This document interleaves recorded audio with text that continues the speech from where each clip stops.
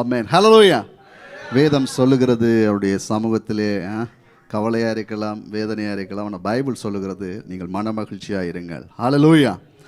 அப்படி நாங்கள் கவலையாக இருந்தோம்னா என்னென்னா, நாங்கள் ஆண்டவரை வந்து டவுட் பண்றோம். அவரால் முடியாது, அவரால் ஆகாது, கூடாது என்று சொல்லி. ஆனால் நாங்கள் தைரியமாக ஆண்டவரால் முடியும், கூடும் என்று சொல்லுகிற பொழுது தேவன் எங்கள் மத்தியிலே பெரிதான காரியங்களை செய்கிறவராக இருக்கிறார். ஆமென். ஓகே, நாங்கள் வேகமாக சில காரியங்களை நாங்கள் பார்க்க போகிறோம். தேவன் எங்களை தூக்கி விடுகிறவராக இருக்கிறார். பக்கத்தில் பார்த்து சொல்லுங்க, ஆண்டவர் உங்களை தூக்கி விடுகிறவர். சொல்லுங்க, ஆண்டவர் உங்களை தூக்கி விடுகிறவராக இருக்கிறார். God is lifting you up. அவர் நம்மை எங்கிருந்து தூக்கி விடுகிறார், எதிலிருந்து தூக்கி விடுகிறார் என்று நாங்கள் பார்க்க போகிறோம். ஆனால் ஆண்டவர் நம்மை உயர்த்துகிறவர். ஹல்லேலூயா. எத்தனை பேர் நம்புறீங்க? நம்முடைய ஆண்டவர் நம்மை உயர்த்துகிறவர், நம்மை தூக்குகிறவர், நம்மை தூக்கி சுமக்கிறவர். ஹல்லேலூயா. எனவே இந்த நேரத்திலும் கூட நாங்கள் சங்கீதம் 145 அதிகாரம் 14வது வசனம், சங்கீதம் 145 14வது வசனம் சொல்லுங்க. நாங்கள் எல்லாரும் சேர்ந்து வாசிப்போம். அந்த ஸ்கிரீனில் தெரிகிறது. 1 2 3 ஸ்டார்ட். கர்த்தர் விழுகிற யாவரையும் தாங்கி மடங்கடிக்கப்பட்ட யாவரையும் தூக்குகிறார். எத்தனை பேர்? 5 பேர் தான் சொல்லிங்க. எல்லாரும் சேர்ந்து வாசிப்போமா? இங்கிலீஷில் வாசிக்கிறவங்க இங்கிலீஷில் நீங்கள் வாசிச்சு கொள்ளலாம், ஆங்கிலத்தில் ரைட். தமிழில் வாசிக்கிறவங்க என்னோட கூட சேர்ந்து, கர்த்தர் விழுகிற யாவரையும் தாங்கி மடங்கடிக்கப்பட்ட யாவரையும் தூக்குகிறார், தூக்கி விடுகிறார். ஹல்லேலூயா, ஹல்லேலூயா. நம்முடைய தேவன் அவர் நம்மை தூக்கி விடுகிற தேவனாக இருக்கிறார், நம்மை உயர்த்துகிற தேவனாக இருக்கிறார், நமக்காக யாவையும் செய்கிற தேவனாக இருக்கிறார். எனவே அவராலே முடியாதது, அவராலே கூடாத காரியங்கள் ஒன்றுமே இல்லை.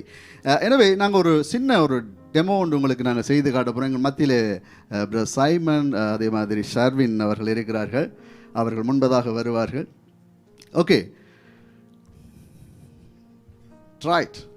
இப்படி ஓகே, ரைட். ஓகே, இங்கே நீங்கள் பார்த்தீங்கன்னா இன்றைக்கு நாங்கள் என்னென்னா கிறிஸ்தவர்களாக நாங்கள் இருக்கிற பொழுது இன்றைக்கு நாங்கள் ஒரு ஸ்டேபிள் ஆகி இருக்கிறோம். ஓகே, இந்த இடத்துல என்னால் இருக்க முடியும் ஏண்டா எனக்கு ஒரு ஸ்ட்ராங்கான ஒரு நாக்காளி இருக்குது, நம்பிக்கை இருக்குது இந்த நாக்காளிக்கு மேலே. இதனால் ஓகே, எனக்கு எந்த பாதிப்பும் இல்லை, பின்னுக்கு ஒரு ஆள் இருக்கிற ஹார்ட்டுக்கு, அதனால் ஒரு சிக்கலும் இல்லை. ஆனால் நீங்கள் சில நேரங்களில் பார்க்கிற பொழுது இன்றைக்கு நாங்கள் கிறிஸ்தவர்கள் எங்களுடைய பலத்தில் நாங்கள் என்ன செய்கிறோம்னா நடக்க ஆரம்பிக்கிறோம். பலத்தில் நடக்கிறதுனால நீங்கள் உட்காருங்க, இப்போ நாங்கள் எடுக்க வேணாம், உட்காருங்க. ஓகே, நம்முடைய பலத்தில் நடக்கிறபடினால நாங்கள் என்ன செய்கிறோம்னா சில நேரங்களில் நாங்கள் ஆண்டவரை நாங்கள் மறந்து போய் விடுகிறோம்.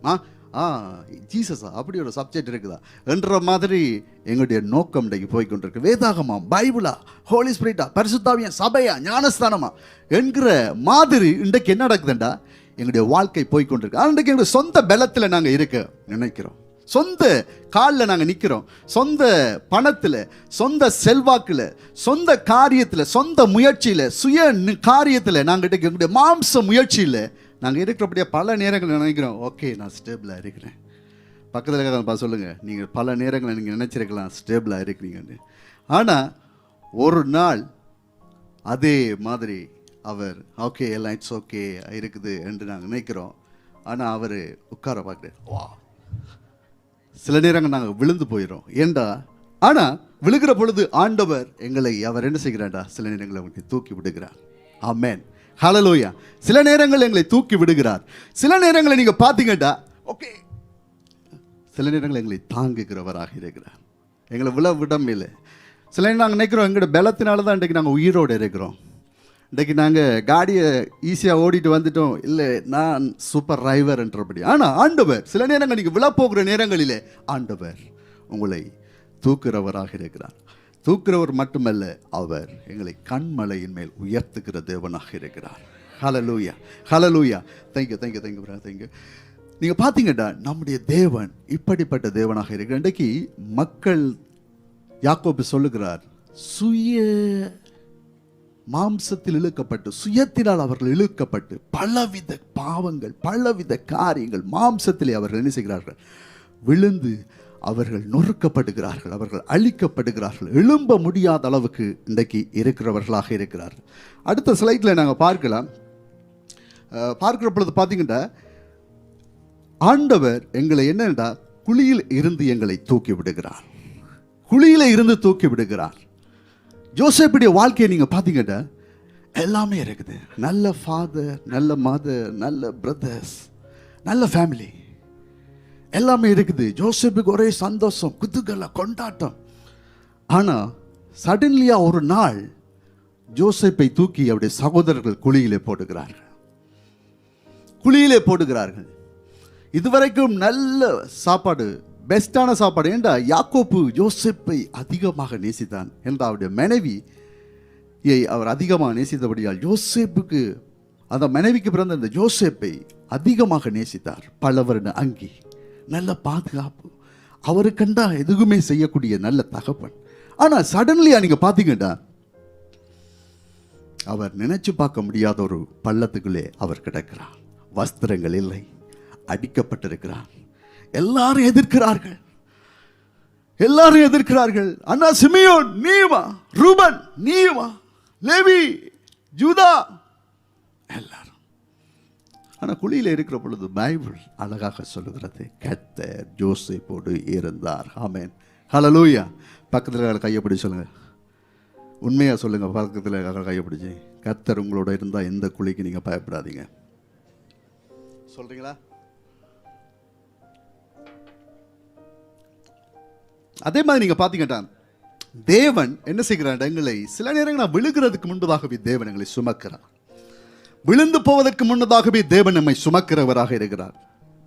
நீங்கள் பார்க்கிற பொழுது சிலருடைய மரணங்கள், தாவீது ராஜா சவுளுடைய கைக்கு சில அடி, அவர் சொல்லுகிறார் ஒரு அடி தூரம் தான் என்ன போட்டிருப்பார் எங்களோட மாமா ஆறு சவுல். ஆனால் ஆண்டவர் தாவீதை பாதுகாத்தார், தாவீதோடு கூட இருந்தார். என்னன்னு பார்த்தீங்கன்னா, என்ன காரணம் பார்த்தீங்கன்னா, ஆண்டவரோடு நடக்கிறது, அவருக்கு மேலே இருந்த அந்த விருப்பம், அந்த வாஞ்சை, ஆண்டவரை தேட வேண்டும் என்று இருக்கிற அந்த காரியம் அவர்களை பாதுகா. அதே மாதிரி நீங்கள் பார்த்தீங்கன்னா அதிக நேரத்தில் ஆண்டவர் நம்மை சுமக்கிறவராக இருக்கிறார். பக்கத்துக்காக பார்த்து சொல்லுங்க, அதிக நேரம் ஆண்டவர் நம்மை சுமக்கிறார். ஹல்லேலூயா, ஆண்டவர் சுமக்கிறார். இன்றைக்கு ஆண்டவருக்கு நாங்கள் எல்லாருமே பிள்ளைகள் தான். நான் அது அடிக்கடி சொல்லுவேன், எல்லாருமே பிள்ளைகள் தான். நாங்கள் யாருமே மாமா, மச்சா, சித்தப்பா, பெரியப்பா அப்படி என்று இல்லை. எல்லாருமே நாங்கள் ஆண்டவருக்கு பிள்ளைகளாக இருக்கிறோம். அவருக்கு இன்றைக்கு உங்களுக்கு ஒருவேளை 50-60 வயதாக இருக்கலாம், 65-70 வயதாக இருக்கலாம். ஆனால் நீங்கள் தேவனுடைய பிள்ளைகளாக இருக்கிறீங்க. பக்கத்துக்காக சொல்லுங்க, நீங்கள் தேவனுடைய பிள்ளைகள். கொஞ்சம் சொல்லுங்க, வாயத்திறங்க, நீங்கள் தேவனுடைய பிள்ளைகள். ஹல்லேலூயா. எனவே ஆண்டவர் எங்களை அதிகமான நேரங்கள் எங்களை சுமக்கிறார்.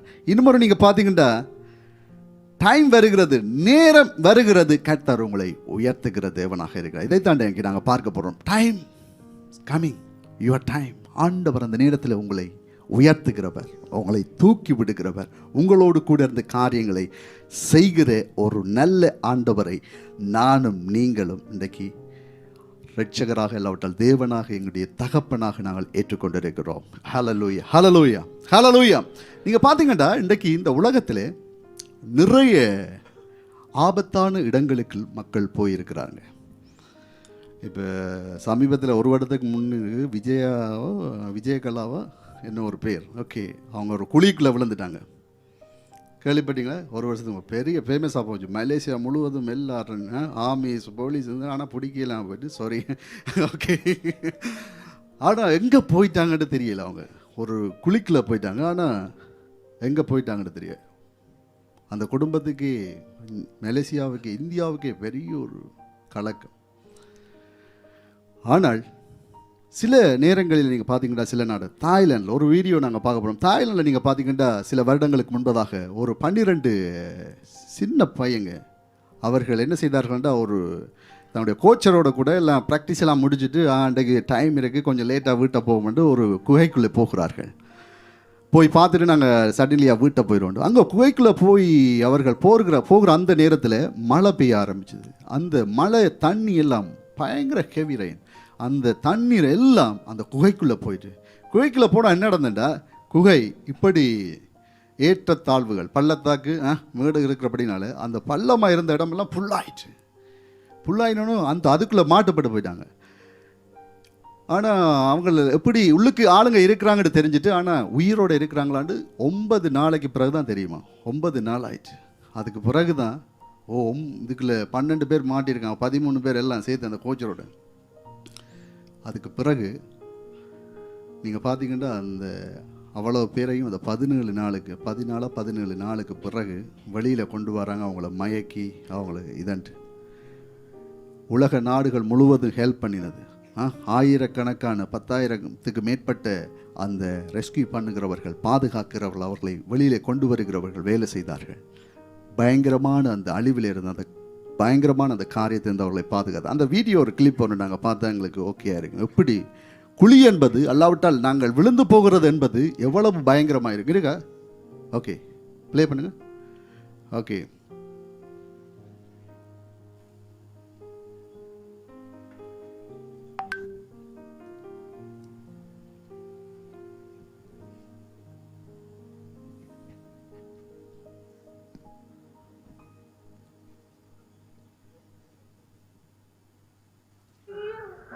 Thank you. How many of you? 13. Yeah, 13. Brilliant. Yeah.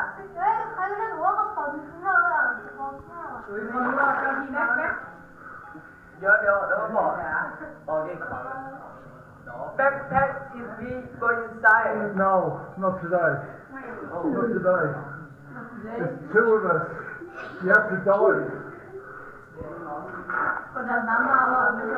We are coming. It's okay. It's okay. Many people are coming. Many people. We are the first. Many people come. Right. நீங்கள் பார்த்தீங்கன்னா இந்த மலையில் தான் அவங்க போய் என்ன செய்தாங்க, ஒரு பாறை ஒன்று தான், அந்த பாறைக்கு மேலே தான் அவங்க சேஃபாக இருந்தாங்க. யோசிச்சு பாருங்க, 12-17 நாள் அவர்கள் ஒரு இருட்டு அறைக்குள்ள சாப்பாடு இல்லாமல் யாருமே பாதுகாக்க முடியாது. அது மட்டுமல்ல, ஒரு விஷயம் நடந்தது. இந்த ஆமிஸ் இவங்களை போய் மீட்டு கொண்டு வாரதுக்காக உள்ளே போன ஆளுங்க கூட இறந்து போயிட்டாங்க. இனி இவங்களை காப்பாற்றவே முடியாது. இப்படி ஒரு சூழல்ல ஆனால் அதோடைய கிருபையால் அவர்கள் மீட்டு கொள்ளப்பட்டார்கள். ரைட். இதிலிருந்து நாங்கள் என்ன தண்டைக்கு நாங்கள் கற்றுக்கொள்ள முடியுமெண்டா, இந்த உலக மனிதர்களே, இன்றைக்கு மனிதர்களாகி இருக்கிற நானும் நீங்களும் அல்லாவிட்டால் இந்த உலகத்தில் இருக்கிறவர்களுக்குள்ளே இந்த ஒரு விதமான ஒரு மனிதாபிமானம், உயிர்களை பாதுகாக்க வேண்டும், மீட்டு கொள்ள வேண்டும். அவர்களுக்காக எவ்வளவு செலவாகினாலும் நாங்கள் பார்த்துக்கொள்ளணும். ஒருவேளை உங்களுடைய குடும்பத்தில் நீங்கள் பாருங்கள், ஒருவேளை ஒருவர் வியாதிப்பட்டுட்டா எப்படி அவர்கள் துடிக்கிறார்கள், எப்படி அதற்காக வேலை செய்ய, எவ்வளவு பணம் போனாலும் பரவாயில்ல, என்ன ஆச்சுனாலும் பரவாயில்ல, வீடு போனாலும் பரவாயில்ல, காடியை விற்றாலும் பரவாயில்ல, ஆனால் உயிரோடு ஆள் வரணும், உயிரோடு வரணும். இன்றைக்கு சாதாரண மனிதர்களாக இருக்கிற நாங்கள், அதோட பேரண்ட்ஸ், பெற்றோர், இன்றைக்கு உங்களோட பிள்ளைகளுக்காக எவ்வளவு நாங்கள் விரயம் செலுத்துகிறோம், எவ்வளவு காரியங்களை நாங்கள் செய்கிறோம். பிள்ளைகளுடைய வளர்ச்சிக்காக, அவருடைய சுகத்திற்காக, அவருடைய வாழ்க்கைக்காக தங்களுடைய வாழ்க்கையை அளித்த பெற்றோர்கள் இருக்கிறார்கள். ஆனால் இன்றைக்கு நானும் நீங்களும் அறிந்திருக்கிற ஆண்டவராகிய இயேசு கிறிஸ்து இதை எல்லாவற்றை பார்க்கிறோம். அவர் எங்களை மீட்பதற்காக இந்த உலகத்திற்கு வந்தார். ஹல்லேலூயா, ஹல்லேலூயா. பாவத்தின் அடிமைத்தனத்தில் வாழ்ந்து கொண்டிருக்கிற எங்களை மீட்கும்படியாக அவர் இந்த உலகத்துக்கு வந்தார். ரைட். நாங்கள் பார்க்க போகிறோம், ஆண்டவர் எதில் இருந்து எங்களை பாதுகாக்கிறார், எங்களை மீட்டுக் கொள்ளுகிறார் என்று சில வசனங்களை நான் இங்கே போட்டிருக்கிறேன். அதை நாங்கள் பார்க்க போகிறோம். அடுத்த ஸ்லைட் நாங்கள் பார்க்க பொழுது நீங்கள் பார்த்தீங்கன்னா, ஓகே, சங்கீதம் 94வது சங்கீதம் 18வது வசனம் சொல்லுகிறது, விழுந்து போகாதபடிக்கு தாங்குகிற தேவனாக இருக்கிறார். இன்றைக்கு நாங்கள் இந்த டெமோ செஞ்சோம் இல்லை, அதில் நீங்கள் பார்த்தீங்கன்னா ஆண்டவர் என்ன சொல்லுகிறார், தாவீது ஆண்டவரை பார்த்து, என் கால்கள் சறுக்குகிறது என்று நான் சொல்லுகிற போதே கர்த்தாவே உம்முடைய கிருபை என்னை தாங்குகிறது, என்னை தாங்குகிறது. ஆங்கிலத்தில் அழகாக போட்டுக்கிறார், அவருடைய மேசி, அவருடைய இரக்கம், அவருடைய தயவு எங்களை தாங்குகிறதாக இருக்கிறது. அநேகர் இன்றைக்கு நீங்கள் நினைக்கிறீங்க, ஆண்டவருக்கு கண்ணில், அவர் எங்கேயோ தூர இருக்கிறார், என்னெல்லாம் அவருக்கு தெரியாது, என்னுடைய வாழ்க்கை இப்படி போய்கொண்டிருக்கிறது, அவருக்கு ஐடியா இல்லை, இது இல்லை என்று. இல்லை, இங்கே நீங்கள் பார்த்தீங்கன்னா தாவீது சொல்லுகிறார், என்னுடைய கால்கள் சறுக்குகிறது. அவர் மலைகளிலே ஏறி அந்த தன்னுடைய அந்த ராஜாவுக்கு, தன்னுடைய மாமாவுக்கு பயந்து அவர் போகிற பொழுது ஆண்டவர் அந்த காடுகளிலே, அந்த பாலைவனங்களிலே, அந்த மலைகளிலே, அந்த குன்றுகளிலே அவரோடு கூட இருக்கிறவராக இருக்கிறார்.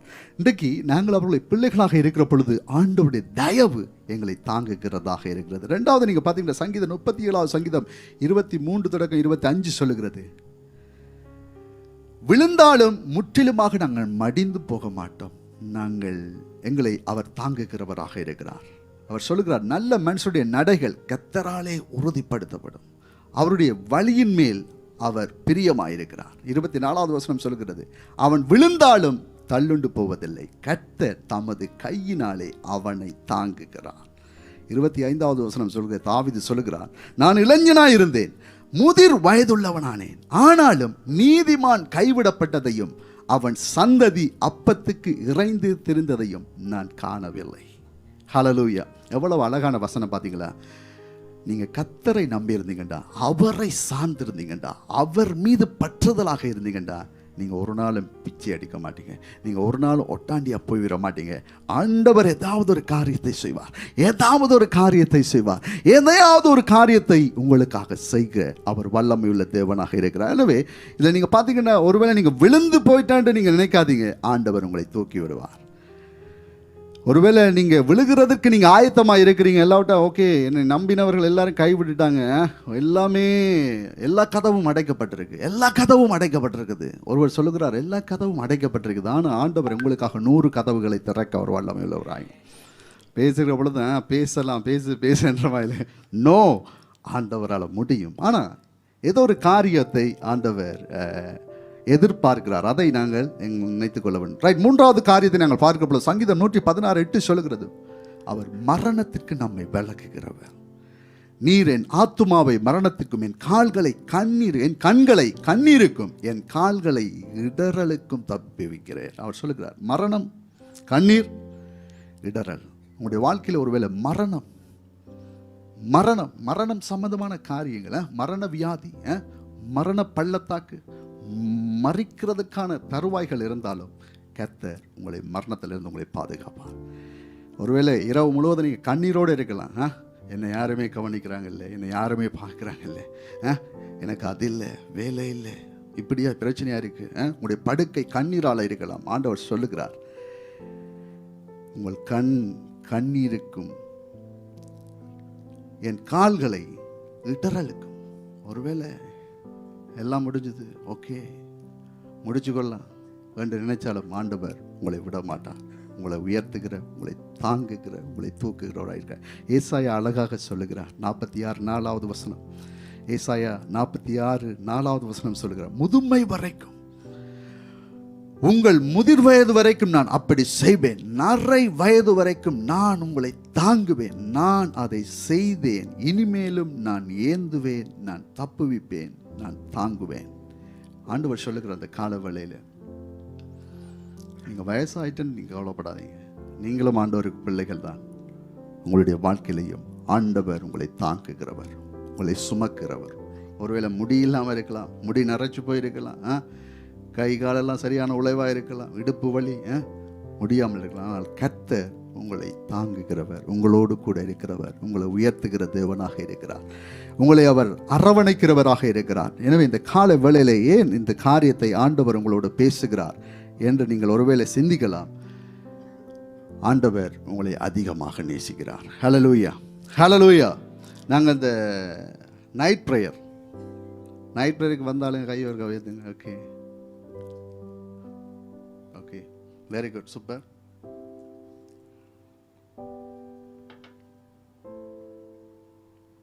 இந்த ப்ரேயர், ஜெபம், இன்னைக்கு நான் இதை சொல்லுகிறதுக்கு முன்பதாக ஆண்டவர் என்னடா சில நேரங்களில் உங்களுடைய கமிட்மெண்ட்டை பார்க்கிறார், உங்களுடைய அந்த அர்ப்பணிப்பை பார்க்கிறார்.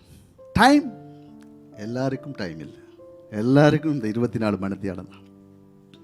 ஆனால் நிறைய வேலை இருக்குது, வெளியில் நிறைய காரியங்கள் இருக்குது. ஆனால் இன்றைக்கு சிலதை நாங்கள் முக்கியத்துவப்படுத்துகிறோம், சிலதை நாங்கள் அலட்சியப்படுத்துகிறோம். தயவு செய்து ஒரு மாற்றத்தை ஆண்டவர் எங்களுடைய வாழ்க்கையிலே செய்ய வேண்டும் என்றால் நீங்க பாத்தீங்கன்னா நான் சொல்லப்பட்ட இந்த வசனங்கள், இந்த தாவீது சில காரியங்களை சொல்லுகிறார், ஏசாயா சொல்லுகிறார், இவைகள் எல்லாம் பார்க்கிற பொழுது தேவன் எப்படிப்பட்டவர்டா, ஒரு கமாண்ட்மெண்ட், ஒரு கட்டளை இங்கே இருக்கிறது, இங்கே ஒரு வாக்குத்தத்தம் இருக்கிறது. சொல்றீங்களா? ஒரு கட்டளை இங்கே இருக்கிறது, ஒரு வாக்குத்தத்தம் இங்கே இருக்கிறது. ஆண்டவர் சொல்லுகிறார் மோசேயை பார்த்து, இல்ல ஆபிரகாமை பார்த்து, எனக்கு முன்பதாக நீ உத்தமனாய் இரு, உன்னை நான் ஜாதிகளுக்கு தகப்பனாக்குவேன்.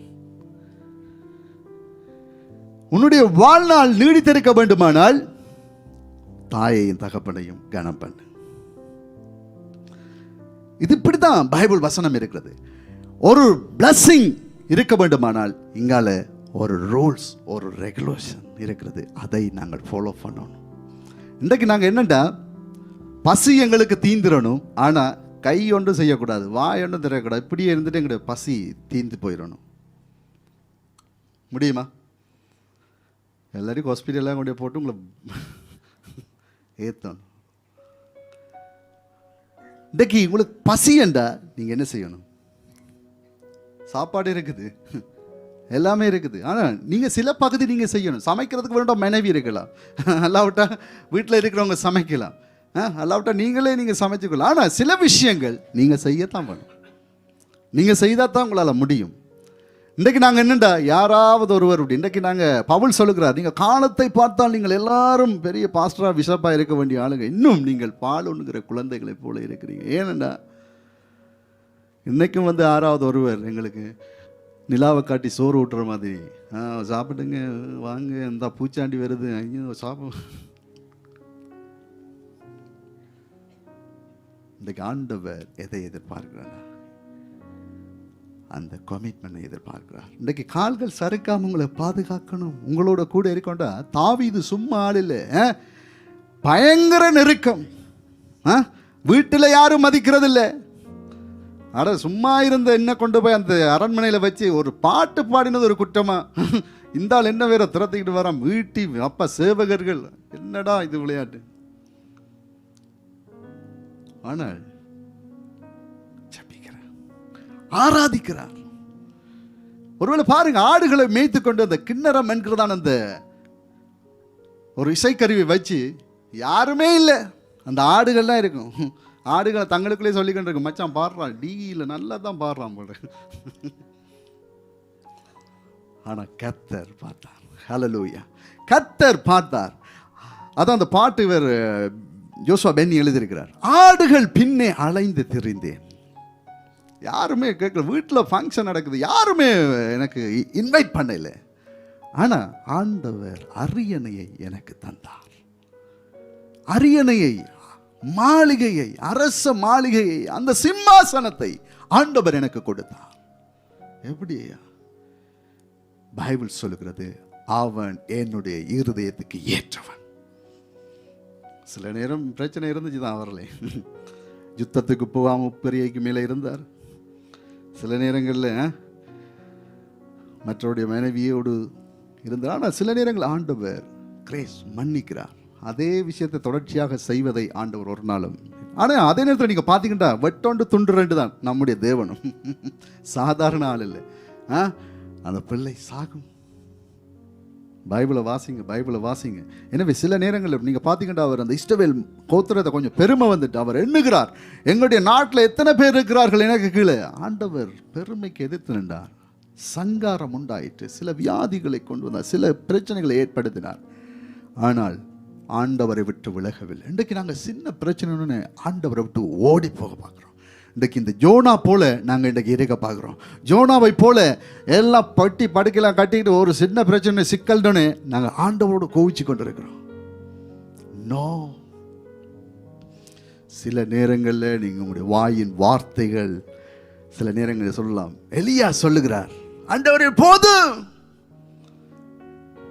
இட்ஸ் ஓகே, நான் எவ்வளவு நாளும் செய்தது போதும். அப்படியா? ஓகே ரைட், உனக்கு 2-3 வேலை இருக்கு, அதை செய்துட்டு நான் உன்னை தூக்கிடுறேன். மோசே சொல்லுகிறார், வேணாம் ஆண்டவரே, என்னால முடியாது, வேற யாரையும் பார்த்துக்கொள்ளும். அப்படியா? ஓகே, நீங்க கானானுக்குள்ள போக முடியாது.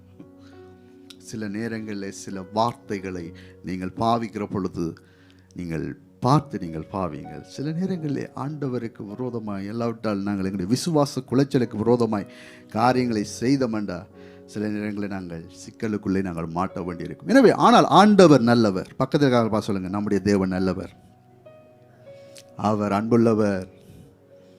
ஹல்லேலூயா. அவரை போல யாருமே இல்லை.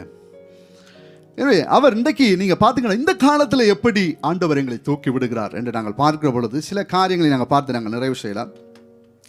இன்றைக்கு ஆண்டவர் எதிலிருந்து எங்களை தூக்கி விடுகிறார்? சில வியாதிகள் இருந்து ஆண்டவர் எங்களை தூக்கி விடுகிறார். நான் சொன்னேனே, நீங்க வியாதி வந்துட்டா ஆண்டவரை நீங்க சபிக்காதீங்க, ஆண்டவருக்கு விரோதமா இருக்காங்க. ஜோபுடைய வாழ்க்கையை நீங்க பாத்தீங்கடா, அவர் சொல்லுகிறார் அவருடைய ஆடு மாடு வேலைக்காரர்கள், இது நாங்கள் வாசிக்கிற பொழுதோ எஸ் ஆடு மாடு ஒட்டவங்க எல்லாம் சேர்த்துட்டா இட்ஸ் ஓகே, நல்ல டொப்பில் இருந்தால் அந்த ஊர் மக்களே அவரை ஜோபு வருகிறாரா விளத்துங்கடா, நல்ல மரியாதை சலூட். ஆனால் சடன்லியா நீங்கள் பார்த்தீங்கன்னா எல்லாமே ஒரு நாள் 2 நாளில் நடக்குது சம்பவங்கள், டவுன் ஆகிட்டு எல்லாம். அது மட்டும் இல்லை, ஓகே வீடு போனால் நான் உழைச்சிக்கலாம், காடி போனால் உழைச்சிக்கலாம், உடம்புலையும் அவருக்கு வியாதி. சரி வியாதி தான் இருக்குதுன்னு பார்த்தா என்னடா மனைவி வந்து சொல்கிறாங்க, என்ன எப்போ முடிய போகிறீங்க, போக மாட்டீங்களா? அவரு நாங்கள் பைபிள் காலேஜில் படிக்கிற பொழுது அவர் சொன்னார், பிள்ளைகள் செத்தார்கள், வேலைக்காரர்களை செத்தார்கள், எல்லாமே செத்து போச்சு, ஆனால் மனைவி சாகையில். ஏன்னு தெரிய மாட்டேன், சாரி தப்பாடுங்க. ஆனால் கொடுக்கும்போது ஆண்டவர் டபுளாக கொடுத்தாரு. ஒருவேளை மனைவி செத்துனா டபுளாக கிடைச்சிருக்கும் ஜோபுக்கு. அதனால ஆண்டவர் தாண்டிய நியதியிலிருந்து மாறையில் ஒன்று தான்.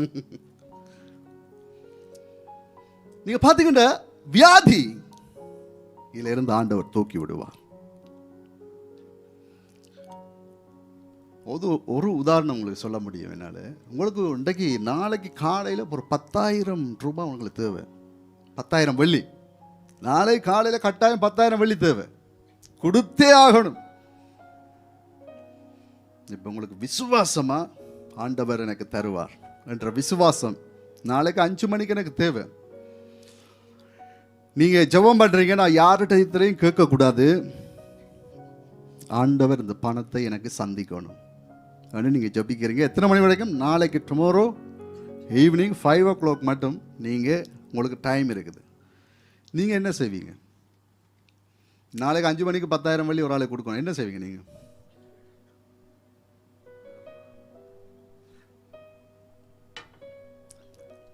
கலற்றி அந்த நகையை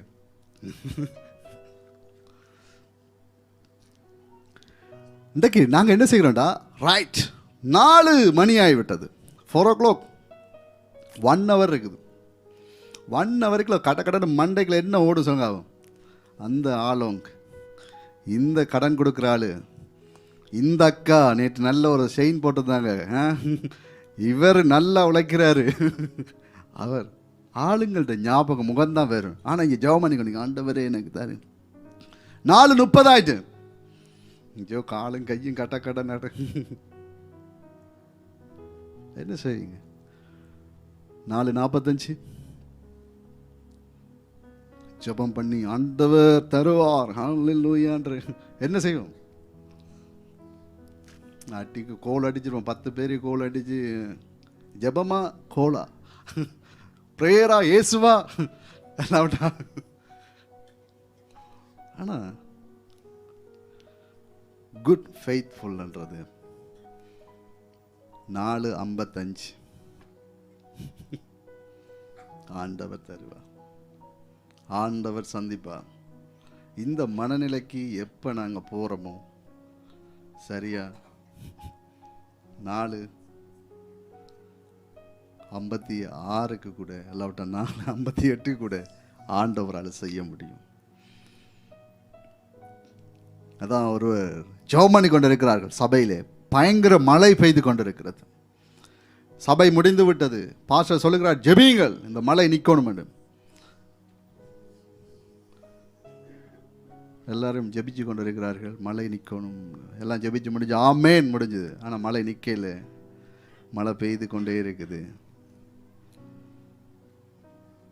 உள்ளுக்கு இருக்கிற குடையை தேடுக்கிறாங்க. எங்கடா குடை குடை? ஏன்னா அன்றைக்கு எங்களுக்கு அந்த மைண்ட் செட் இல்லை. மழை நிற்கணும்னு நாங்கள் ஜெபிப்போம், ஆனால் நாங்கள் ரெயின் கோட் குடையெல்லாம் எடுத்துகிட்டு தான் நாங்கள் கிளம்புவோம். ஆனால் இங்கே ஆண்டவர் நம்மை தூக்கி விடுகிறார், நம்மை உயர்த்துகிறார், நம்மை தாங்குகிறவர். நீங்கள் வியாதியில் இருந்த ஆண்டவர் எங்களை தாங்குகிறார், எங்களை சுமக்கிறார்.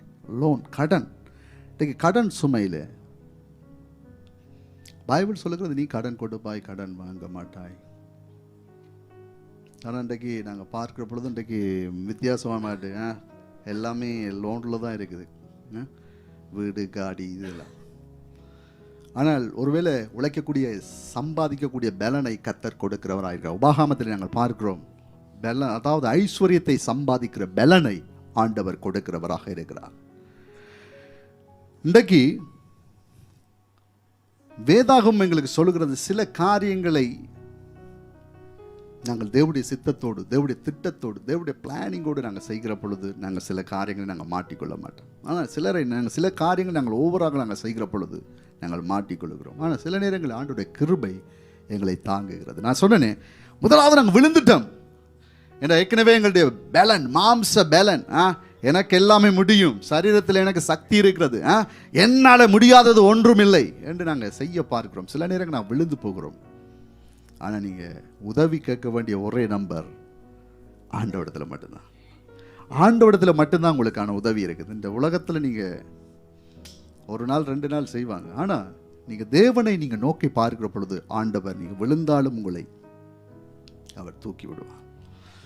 எனவே சில நேரங்களில் நீங்கள் கடன் பிரச்சனையிலே நீங்கள் சிக்கி கொண்டிருந்தால் இன்றைக்கு நாங்கள் ஜெபிக்க போகிறோம், ஒரு மாற்றத்தை தேவன் ஏற்படுத்தும்படியாய். தோல்வி, இன்றைக்கு சில தோல்விகள், குடும்பத்தில் சரியாக நான் நடத்த முடியலை, குடும்பத்தை சரியாக விசாரிக்க முடியலை, என்னுடைய குடும்பத்தை நான் சக்ஸஸாக கொண்டு போக முடியலை, இன்றைக்கு டிவோர்ஸ், அல்லாவிட்டா ஒரே பிரச்சனை குடும்பத்துக்குள்ள, அல்லாவிட்டா எக்ஸாம், பரீட்சையில், வேலை செய்கிற இடங்களில் வேலையை எப்போ விட போகிறேன், தோல்வி, லைஃப், இத்தனை வயதாச்சு சொல்லுகிறாங்க, கழுத வயதுண்டு, ஒன்றும் ஆகலை வாழ்க்கையில். வருஷம் ஆண்டவரை சார்ந்து கொள்ளுங்கள். உங்களுடைய கால்கள் சர்றக்கு முன்பதாக அவர் தம்முடைய கரத்திலே உங்களை ஏந்தி கொள்ளுவார், அவர் ஏந்தி கொள்ளுவார். அதே மாதிரி நீங்கள் பார்த்தீங்கன்னா சில நேரம் அவமானங்கள், இன்றைக்கு அவமானம், இன்றைக்கு அவமானப்படுகிறோம். இன்றைக்கு நாங்கள் அவமானப்படுகிறவர்களாக இருக்கலாம், உங்களை அவமானப்படுத்துகிறவர்களாக இருக்கலாம். உனக்கு நல்ல நாலேஜ் இல்லை, உனக்கு மண்டையில் ஒன்றும் இல்லை, உன்னை பாரு, முகத்தை பாரு, பார்க்க முடியாமல் இருக்கு, நீ அழகில்லை, உனக்கு வேலை இல்லை, உன்னால் முடியாது, அவ்வளோதான், அவுட், சாப்டர் காலி, க்ளோஸ், இப்படியெல்லாம் வேர்ட்ஸ்கள் உங்களுக்கு வந்திருக்கலாம் சில நேரங்கள். ஈவன் ஃபேமிலியில், உங்களோட ஒர்க் பிளேஸில், ஒருவேளை ஈவன் ஸ்டேஜில் கூட நீங்கள்லாம் தள்ளி நில்லுங்க. இன்றைக்கு இந்த காஸ்ட் பார்க்குறது, ஜாதி, ஆனால் கர்த்தர் உங்களோடு இருக்கிறவராக இருக்கிறார், உங்களோடு இருக்கிறவராக இருக்கிறார். ஒருவேளை அவமானங்கள் மத்தியில் நீங்கள் இருந்தீங்கண்டா ஆண்டவர் அதிலிருந்து உங்களை தூக்கி விடுவார். ஒருவேளை இன்றைக்கு நாங்கள் அடிக்ட், ட்ரக் அடிக்ட், பெண்களுடைய விஷயத்தில் மொபைல், இன்றைக்கு மொபைலில் கூடாத படங்கள், யார் யாரோட தொடர்பு, தவறான ஆளுங்களோட நாங்கள் தொடர்பில் நாங்கள் இருக்கிறோமா? சிலர் இருக்கிறீங்களா? ஆண்டவர் அதிலிருந்து தூக்கி விடுவார். முடியலை, நான் ட்ரை பண்ணுறேன், முடியலை, என்னால் முடியலை, ஆனால் ஆண்டவர் நமக்கு உதவி செய்ய வல்லமையுள்ள தேவனாக இருக்கிறார். அவர் நமக்கு உதவி செய்ய வல்லமையுள்ள தேவனாக இருக்கிறார். ரைட், நான் இந்த விஷயத்தை, இந்த காரியத்தை நாங்கள் பார்த்து நாங்கள் நிறைவுக்கு வரலாம். நீங்கள் பார்த்தீங்கன்னா வேதாகமத்தில் பார்க்கிற பொழுது ஆண்டவர் சில காரியங்களை அப்படியே செய்கிறார். மத்தேயு 9வது அதிகாரம் 20லிருந்து நீங்கள் வீட்டை போய் பாசிங்க, 20லிருந்து 22 வரையிலான வசனங்கள் நீங்கள் வாசிக்கிற பொழுது, வியாதி, பெரும் பாடினால் 12 வருஷம் பலவீனம். ஆராய்ச்சியாளர்கள் சொல்லுகிறார்கள், அந்த அந்த அம்மாவிடத்தில் இருந்த எல்லா பணத்தையும் கொடுத்துட்டாங்க, எல்லாம் பார்க்க வேண்டிய டாக்டர்ஸ் எல்லாரையும் பார்த்தாச்சு, யாரு ஸ்பெஷலைஸ்ட், யாரு இதுக்கு சரியானவங்க என்று சொல்லி, இதை குணமாக்குவதற்கு யாரு சரியான ஆள் என்று சொல்லி, அந்த பெண் போகாத இடம் இல்லை, பார்க்காத வைத்தியர்ல, கொடுக்காத பணம் இல்லை, எல்லாமே முடிச்சு. இப்ப அவங்களுக்கு விசுவாசம் இருக்குமா? இங்க கவனிங்க, இங்க பாருங்க. அந்த வேதத்திலே சொல்லப்பட்டிருக்கிற அந்த பெண்மணிக்கு, இரத்தப்போக்கு பெரும்பாடுள்ள அந்த பெண்ணுக்கு இப்ப ஏதாவது ஐடியா இருக்குமா என்னுடைய வியாதி சுகமாகும் என்று? நோ. எல்லாமே பார்த்தாச்சு, எல்லாமே முடிஞ்சது. ஆனால் ஒரு நாள் கேள்விப்படுகிறார், இயேசு இந்த வழியா வரப்போறார். இயேசு என்கிறவர் இந்த வழியாக வரப்போகிறார். அவர் இன்றைக்கு பார்க்கணும். ஆனா என்னுடைய வியாதி சொல்ல வெட்கமா இருக்கு. இந்த ஊர் மக்கள் என்ன நினைப்பாங்க, அந்த ஆள் என்ன நினைக்கும், இந்த ஃபேமிலி என்ன நினைக்கும். ஓகே, ஒரு ஐடியா இருக்குது. நான் போய் யாருக்கும் தெரியாமல் அந்த இயேசுடைய அந்த வஸ்திரத்தின் ஓரத்தை நான் போய் தொட்டுற போறேன். அந்த ஓரத்தை போய் நான் தொட்டுற போறேன். எப்படியாவது நான் தொட்டுற போறேன். சரியான ஜனங்கள், அதிகமான ஜனங்கள் நெருக்கி கொண்டிருக்கிறார்கள். இயேசு கிட்டவே போக முடியல. உடல் பலவீனம், உடல் பலவீனம், என்னால முடியல. ஆனா ஒருவேளை நான் நினைக்கிறேன், இமேஜின், ஒருவேளை தவண்டு போயிருப்பாங்க, காலுகளுக்குள்ள போயிருப்பாங்க, உழக்கப்பட்டிருப்பாங்க. இன்னைக்கு ஆண்டவரை தேடுகிறதுக்கு பல தடைகள் இருக்கும், பல பிரச்சனைகள் இருக்கும். அதுக்கும் ஜெபத்துக்கு, தேவனை ஆராதிப்பதற்கு, வேதத்தை வாசிப்பதற்கு, தேவனை சார்ந்திருப்பதற்கு அதிகமான தடைகள் இருக்கும். ஆனா நீங்க ஒரு முடிவு எடுக்க வேண்டும். எத்தனை தடைகள் வந்தாலும், எத்தனை தடைகள் வந்தாலும், பர்த்திமேயு என்கிறதான ஒரு குருடன் வழி அருகே நின்று இயேசு வருகிறார் என்று சத்தம் கேட்ட பொழுது அவன் நசரனாகி இயேசுவே என்று அவன் கத்துகிறான். மற்றவர்கள் சொல்கிறான், டாய் சத்தமாடா, சுமாரா என்று வாய் அடைக்கிறார்கள். இல்லை, அவன் திரும்பவும் கத்துகிறான், நசரனாகிய இயேசுவே, தாவீதின் குமாரனே, எனக்கு இறங்கும் என்று பைபிள் சொல்லுகிறது. இயேசு நின்றார். இயேசு நின்றார். நின்று சொல்லுகிறார், யார்? அவனை கூட்டிட்டு வாண்டு. அவன் அந்த மேலே போட்டிருந்த அந்த பிச்சைக்கார அந்த கண் தெரியாத அந்த வஸ்திரத்தை அவன் கலட்டி விட்டுட்டு, எனக்கு இயேசு போதும், இயேசு போதும் என்று எப்ப வருகிறானோ ஆண்டவர் சொல்லுகிறார், அவனுடைய பார்வை அடைந்தான். கண்களிலே அவனுக்கு சுகம் உண்டாகியது. இந்த பெரும்பாடுள்ள பெண் இயேசுவை தொடுவதற்கு முடிவெடுத்தாள். ஆனால் ஆண்டவர் சொல்லுகிறார், இயேசு சொல்லுகிறார், ஏன் என்னை யார் தொட்டது? இவ்வளவு பேர் இருக்கிறாங்க, இவ்வளவு பேர் இருக்கிறாங்க, யாராவது ஒருவர் தொட்டிருப்பாங்க. இல்லை, என்னுடைய வல்லமை கடந்து போனது. உங்களுடைய ஒரு விசுவாசம், இயேசுவின் மீது வைக்கிற ஒரு விசுவாசம் பெரிய காரியத்தை செய்யும், பெரிய காரியங்களை செய்யும். இன்றைக்கு நாங்கள் இயேசுவை விட்டுட்டு மற்ற எல்லாத்தையும் நாங்கள் செய்ய பார்க்குறோம். அந்த டாக்டர்ஸை பார்க்க பார்க்குறோம், இந்த லோயரை பார்க்க பார்க்குறோம், இந்த மனுஷனை பார்க்க பார்க்குறோம், அந்த மனுஷனை பார்க்குறோம். ஆனால் ஜீசஸுக்கு மேலே அந்த விசுவாசம் இல்லை. அந்த ரட்சிப்பு மழுங்கி போய்விட்டது. அந்த அவருக்கு மேலே இருக்கிற அந்த விசுவாசம் எங்களை விட்டு அகன்று போய்விட்டது. இது பிசாசு கொண்டு வந்த ஒரு காரியம். சபையை குறித்து, ஜெபத்தை குறித்து, வேதாகமத்தை குறித்து, பிரசங்கத்தை குறித்து அலட்சியத்தை ஏற்படுத்துகிற பிசாசு. இதனால் இன்றைக்கு ஆசீர்வாதத்தை பெற்றுக்கொள்ளாமல் இருக்கிறோம். எங்களுடைய கால்கள் சறுக்கி விழுகிற பொழுது நாங்கள் ஆண்டவரை நோக்கி பார்க்கிறதில்லை, யாரையெல்லாம் நாங்கள் நோக்கி பார்க்கிறோம். ஆனால் சடன்லி நீங்க பார்த்தீங்கன்னா, அதே மாதிரி நீங்க பார்க்கலாம், 2 ராஜாக்கள் 4வது அதிகாரம் 1வது வசனத்திலிருந்து 7வது வசனம் வரைக்கும் வீட்டை போய் வாசிங்க. இந்த இதை நோட் பண்ணுங்க, போட்டோ அதை எடுத்துக்கொண்டு போயிருங்க. அந்த எலிசாவிடத்திலே வருகிறாள். அவர் ஒரு பாஸ்டர், ஒரு தீர்க்கதரிசியுடைய மனைவி. அவர் இறந்து போய்விட்டார். ஆனால் ஏராளமான கடன் அந்த குடும்பத்திற்கு. கடன் கொடுத்தவர்கள் வந்து சொல்லுகிறார், உன்னுடைய 2 பிள்ளைகளை நான் அடிமையாக எடுத்துக்கொள்வேன், உன்னுடைய முழு சொத்தையை நான் அபகரித்து விடுவேன், கேஸ் போட போறேன். எலிசாவிடத்தில் வந்து சொல்லுகிறார், ஐயா இப்படி ஒரு பிரச்சனை இருக்குது, எனக்கு தெரியல இவ்வளவு கடன் இருக்குதுன்னு, என்னையா செய்கிறது?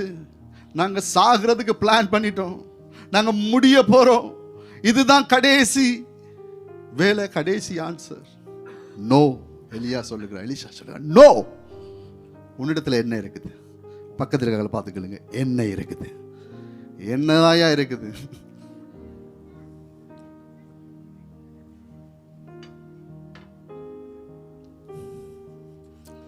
நம்முடைய தேவன் வல்லமை உள்ளவர். மோசையை பார்த்து கேட்கிறார், உன்னுடைய கையில் என்ன இருக்குது? ஐயா ஒரு காஞ்சி போன ஒரு குச்சி, ஒரு ரோத்தான் இருக்குது. இது ரோத்தான் இல்லையா, இதை வச்சு வேற மாதிரி செய்யலாம். எடுத்துட்டு வா, கீழே போடு, பாம்பாயிருது.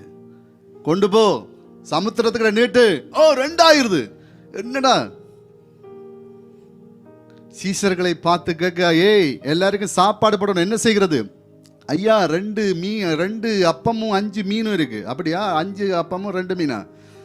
இவ்வளவுதான் இருக்குது, கொண்டு வா. எப்படி முடியாது? 5000 பேரு. போடா, கொண்டு வா. 5000 பேரு, 5000 பேரு. ஆண்டவர் தண்ணீரை வச்சும் அதை திராட்சரசமாக மாற்ற முடியும். மண்ணை பிசைந்து, அந்த பாடல் இருக்கு, மண்ணை பிசைந்து மனிதனை படைப்பது அவருக்கு லேசான காரியம். கற்பாறை போல கடல் மேல நடக்கிறது அவருக்கு லேசான காரியம். இங்க நீங்க பாத்தீங்கடா, என்ன இருக்குதுண்டா? என்னதான் இருக்குது? என்ன இருக்குது? வீட்டில் கொஞ்சம் எண்ணெய் இருக்குது, கொஞ்சோண்டு எண்ணெய் இருக்குது. ஓகே, அது போதும். சொல்லுகிறார், நீ எல்லா வீடுகளில் இருக்கிற பாத்திரங்களை வாங்கிக்கொள். பக்கத்தில் வீட்டில் போய் யாரோட இவ்வளோ நாள் பேசாமல் இருந்தீங்களோ அவங்ககிட்ட இருக்கிற பாத்திரங்களை எல்லாம் வாங்கிட்டு வா என்று அவருடைய பிள்ளைகள் வாங்கி கொண்டு வருகிறார்கள். நீ வீட்டுக்குள்ள போய் என்ன செய்ய வேண்டுமானால், அந்த எண்ணெயை எல்லா பாத்திரங்களிலும் ஊற்று, எல்லா பாத்திரங்களிலும் ஊற்று. அவள் ஊற்றுகிறாள், எண்ணெய் வந்து கொண்டே இருக்கிறது, எண்ணெய் வந்து கொண்டே இருக்கிறது. இன்றைக்கு அதனால வீட்டை போய் எண்ணெய் கேன் எடுத்து ஊத்தாதீங்க. உங்களிடத்தில் என்ன இருக்கிறது? தேவனுடைய வார்த்தை இருக்கிறது. நீங்க பாத்தீங்கன்னா, எண்ணெய் வந்து கொண்டே இருந்தது, ஆனால் பாத்திரங்களோ இல்லை. டிஷ் முடிஞ்சது, பேசன் முடிஞ்சது, ஆனா எண்ணெய் வந்து கொண்டே இருக்கிறது. எப்பொழுது முடிஞ்சது இல்லை என்று சொல்லுகிறார்களோ அப்பொழுது ஸ்டஃப் ஆயிட்டு என்ன. அப்போ அவர் திருப்பி வராங்க, தீர்க்கதரிசிட்டு, இப்படி மிராக்கல் நடந்துச்சு. ஓகே, எல்லாத்தையும் விற்று நீங்கள் என்ன செய்யுங்க, கடனை கட்டுங்க, உங்களுடைய வாழ்க்கையை லைஃப்பை பார்த்துக்கொள்ளுங்க. இன்றைக்கு ஆண்டவரிடத்தில் நீங்கள் வாருங்க. ஆண்டவரிடத்தில் நிறைய பிளான் இருக்குது, நிறைய ஐடியாஸ் இருக்குது. இன்றைக்கு நாங்கள் என்னடா, எங்களுடைய சொந்த பேலன், எங்களுடைய சொந்த முயற்சி அல்லாவிட்டால் யாரோ சொல்லுகிற ஒரு காரியத்தை இன்றைக்கு நாங்கள் பிடிச்சு வச்சு கொண்டிருக்கிறோம். இன்றைக்கு இந்த ஏஐ, இன்றைக்கு சொல்லுகிறார்கள், இந்த சேச்சிபிடி ஏஐ, இந்த டெக்னாலஜி வந்ததுனால இன்றைக்கு நிறைய பேற்ற மூளை சுருங்கி போயிட்டேன். மூளை வேலை செய்தல். இன்றைக்கு எதண்டாலும் நாங்கள் என்ன செய்கிறோம்டா, ஃபோன் எடுத்து அடிக்க பார்க்கலாம். இந்த மிஷன் ட்ரிப்புக்கு போயிருந்தோம், இந்த மிஷன் ட்ரைனிங்கு. அங்கே ஒரு பாஸ்டர் வந்திருந்தார், என்ன சொன்னாலும் உடனே அடிக்கிறாரு. அதில் அலிஷக்கா கடுப்பாயிட்டு, என்ன பாஸ்டர் நீங்கள் எது கேட்டாலும் சேச்சிபிட்டி, அவங்களுக்கு எங்கே போயிட்டு சொந்த மூளை. இன்றைக்கு டெக்னாலஜி, இன்றைக்கு ஃபோன், இவைகள் இன்றைக்கு எங்களை வழி நடத்தி கொண்டிருக்க. டிக்டாக், எவனோ ஒருத்தர் சொல்லுகிறத அவங்களை கேட்குறோம், வேதாகம் சொல்லுகிறதை இன்றைக்கு நாங்கள் கேட்காம இருக்கிறோம். இன்றைக்கு பைபிளுக்கு நாங்கள் திரும்பணும். இன்றைக்கு பேக் டு த பைபிள். நாங்கள் பைபிளுக்கு இன்றைக்கு நாங்கள் போகணும். இன்றைக்கு இதைத்தான் சபைக்கு இன்றைக்கு நாங்கள் செய்ய வேண்டிய விஷயமா இருக்குது. பயங்கரமான தவறான காரியங்களுக்குள்ளே சபை போய்கொண்டிருக்கு. யாரோ ஒருவர் யூடியூப்ல பேசுகிற பிரசங்கங்க, ஏதோ ஒன்றை. இன்றைக்கு வேதத்தை நீங்க வாசிங்க, தியானிங்க. இங்க இருக்க எல்லா ஐடியாவும் ஆண்டவருக்கு இங்கே கொடுத்திருக்கிறார். எனவே நீங்கள் ஆண்டவரை சார்ந்து கொள்ளுங்கள். ஆண்டவரிடத்தில் நீங்கள் ஐடியா கேளுங்க, அவரிடத்தில் பல ஐடியா இருக்கிறது. மூன்றாவது நீங்க பார்க்கலாம், இந்த செங்கடல். சில நேரங்களில் நாங்கள் தோத்து போகிறோம்.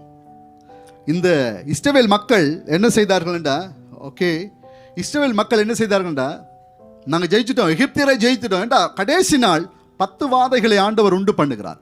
கடைசி நாளில் ஒரு வாதை வருகிறது. எல்லா எகிப்திய மக்களும், எகிப்தியில் இருக்கிற அந்த மக்களுடைய முதல் பிள்ளைகள், மூத்த பிள்ளை, ஆண் பிள்ளைகள் சாகிறார்கள். சாகிற பொழுது அந்த பார்வோன் சொன்னா, ஓகே நீங்க போங்க, உங்களால் எங்களுக்கு பயங்கரமான அழிவாக இருக்குது, எங்களுக்கு பயங்கரமான கஷ்டமாக இருக்குது, நீங்கள் போங்கன்னு விட்டுக்கிறான். அவர்கள் அவரிடத்தில் இருந்த எல்லா சங்கிலி, காப்பு, செயின், அது இதுன்னு சொல்லி எல்லா நகைகளையும் அள்ளி கட்டிக்கிட்டு, இருந்தது எல்லாத்தையும் கட்டிக்கிட்டு அவர்கள் ஓடி போகிறார்கள். போகிற பொழுது அவர்கள் நல்ல ஒரு கம்பீர சத்தத்தோடு போயிடுவாங்க. எல்லாம் ஜெயிச்சிட்டோன்ட்டு போகும் பொழுது செங்கடல் கிட்ட வந்துட்டாங்க. செங்கடல் கிட்ட வந்தோடனே இனி தோத்துட்டோம், ரைட், எங்களோட ஆட்டம் முடிஞ்சுது. இன்றைக்கு சில செங்கடல்கள் உங்களுடைய வாழ்க்கையில தேவை. இன்றைக்கு செங்கடல் இல்லாவிட்டால் ஆண்டவர் யாருன்னு எங்களுக்கு தெரியாது. இந்த யூத ரபாய்மார் என்ன சொல்லுகிறாங்க, யூத ரபிகள் என்ன சொல்லுகிறார்கள்டா,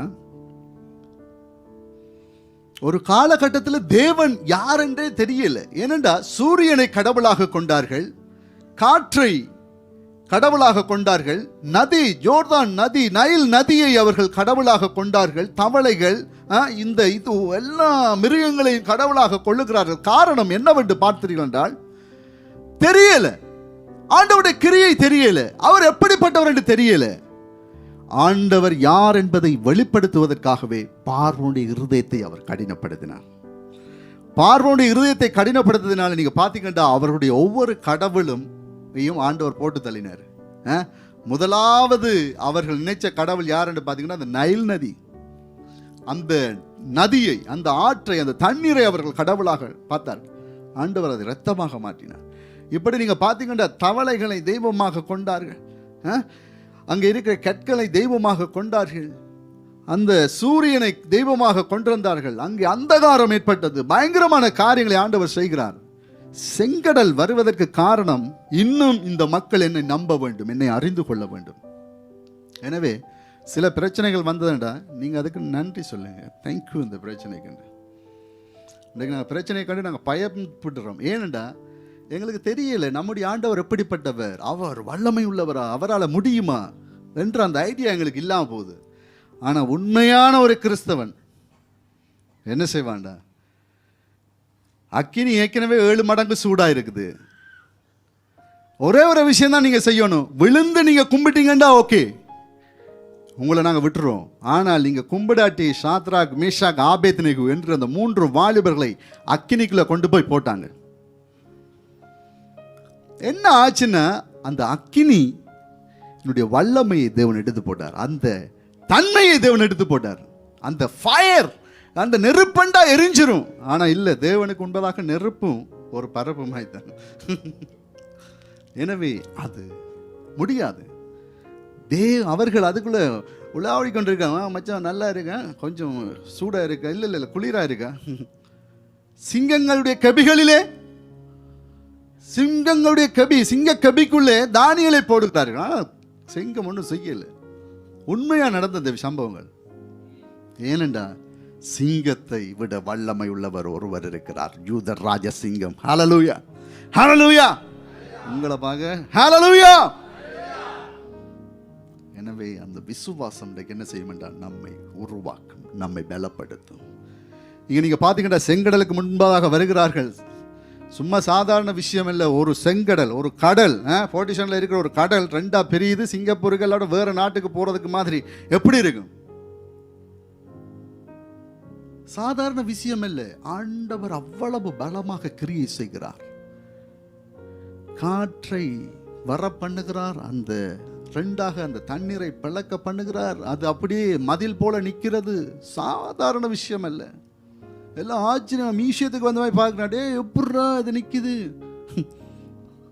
அது தேவன், அது வல்லமை உள்ள தேவன், அவரால் முடியாதது ஒன்றுமில்லை. எனவே நாங்கள் இன்றைக்கு சின்ன சின்ன பிரச்சனை, தடிமன், காய்ச்சல், இன்றைக்கு சின்ன சின்ன வயிற்று வலி, தலைவலி, இதுக்கெல்லாம் நாங்கள் எங்கெங்கே ஓடுறோம்.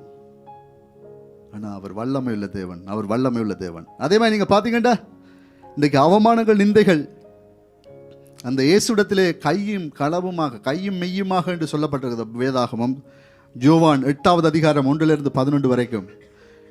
அதில் நீங்கள் பார்த்தீங்கன்னா ஒரு பெண்ணை பிடிச்சு கொண்டு வராங்க. அவள் விபச்சாரத்திலே கையும் மெய்யுமாக பிடிபட்டிருக்கிறாள்.